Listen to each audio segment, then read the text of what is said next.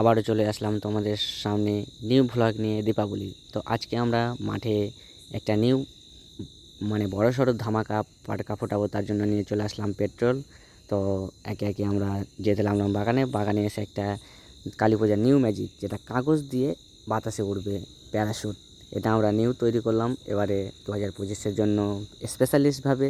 তো দেখো কীভাবে তৈরি করতে হবে। তো প্রথমে তো আমরা যে বিশাল আজকে একটা বড় ভাটাকা ফোটাবো, 1 লিটার পেট্রোল নিয়েছি, একটা বড় পাটাকা নিয়েছি, আটা নিয়েছি, এবং সেগুলোকে মিক্স করে একটা প্লাস্টিকে ভরে সেটাকে আগুন লাগিয়ে দিয়ে একটু অপেক্ষা করছি। দেখো কি বড় পটাকা না ফাটবে, দেখো বিশাল বড় একটা, বিশ্বাস করা যাবে না যে এটা আমরা তৈরি করেছি, বুঝতেই পারছি না। দেখো কীরকম একটা হলো।